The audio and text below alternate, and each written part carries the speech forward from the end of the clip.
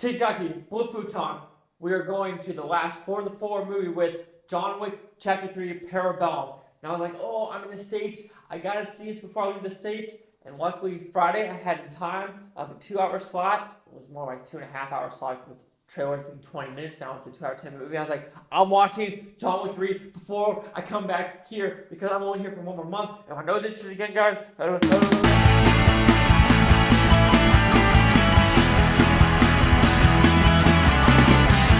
So, watching John Wick Chapter 3, what was I expecting? I was expecting action, action, and action. But what I got was action, action, and holy shit action! It was like, oh! It opens up, just like, ball to the wall, stuff's gonna happen, and this really tall guy comes in, and then a book comes in, and it's like, oh my goodness, and you're just like, then horses come, and then motorcycles, and then Halle Berry comes with dogs, and you're just like, holy bananas. Like, I put on Facebook when I watch it, John Wick 3 is gold.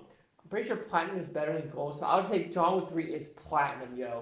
I mean, I'd say the little negatives first because there's a lot of positives. The little negative is there's a desert scene, and it just kind of goes weird of like, okay, what does that have to do with this story?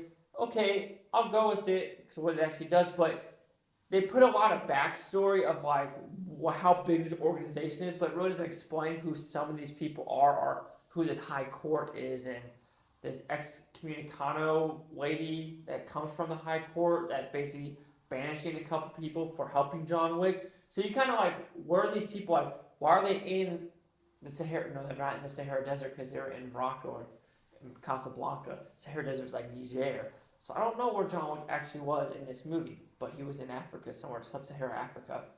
But you're like, where are these people coming from? Why are they there? And so that's one of the negatives where it's like, where are these people coming from? Where are they coming from?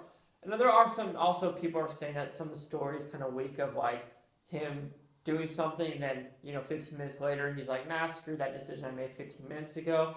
But I kind of see why he did it, just because, people's ideas change of like, what, I wasn't thinking at that time, I'm going to change it. That really didn't bother me. I think bothering was who's in the background, where are they coming from, why are they there? They really don't explain that. But that is so minimalist to what was I experienced on the screen. I was experiencing knife throwing, knife through eyes, shotgun blasts through faces, dogs absolutely destroying people. Like, seriously, the 2 best reasons to see this movie, even though the horse scene is not that like long, the horse scene was fantastic. And the Halle Berry Morocco scene with the 2 dogs, I was watching it. I had probably the biggest smile on my face watching it. Like, holy shit, that's happening. And it was just me. Just everyone else in the theater is like, they're laughing. They're having a good time on this because the action is so balls to the wall.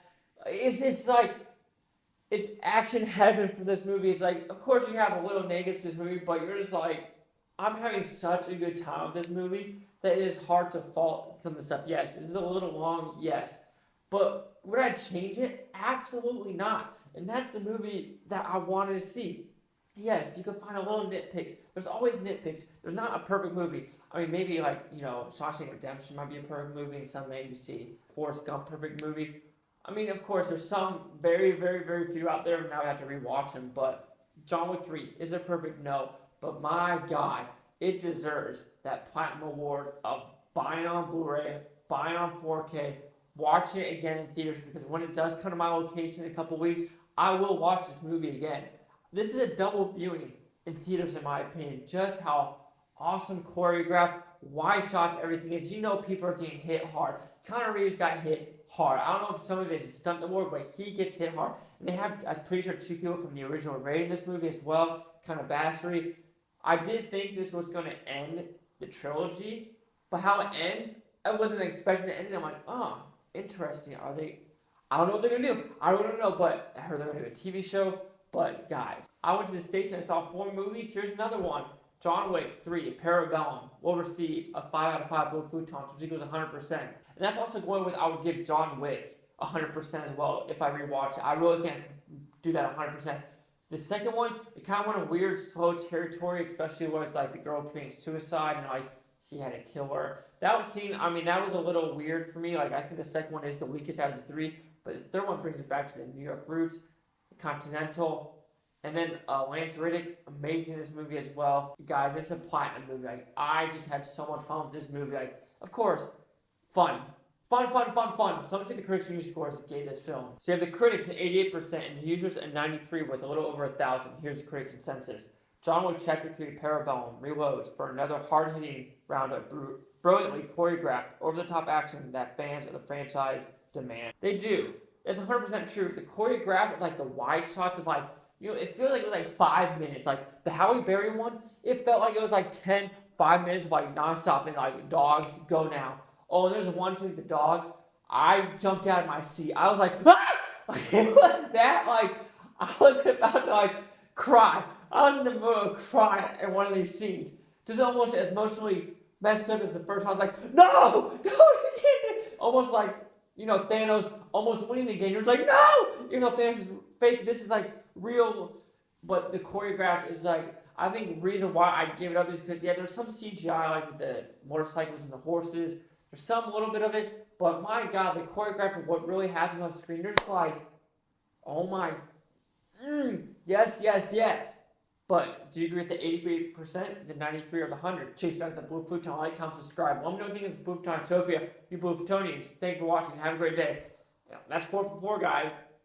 I'll just let you know right now, in a couple of days, or maybe in a couple of weeks, there's going to be no more videos for a couple times. I'm going to do a real review. That might be actually have to buy a real Blue Futon to where I'm moving to and have some like cool memorabilia in the background. Maybe not like my movies, because I have a butt ton of movies, but it'll be like I have, you know, Fast and Furious license plates signed by Paul Walker and Vin Diesel, or Guardians of the Galaxy's gun, or Transformers, or I just got a new one, The Lone Ranger. Even was like, how would you buy The Lone Ranger? I'm sorry, that's another guilty pleasure where I enjoy that movie. Or like the Dr. Pepper can from Forrest Gump, or like Heath Ledger. Like, I will do some fun stuff, but like I said, the green screen might disappear soon, so who knows. But if you're with me, thank you for keep watching. I just do this for fun.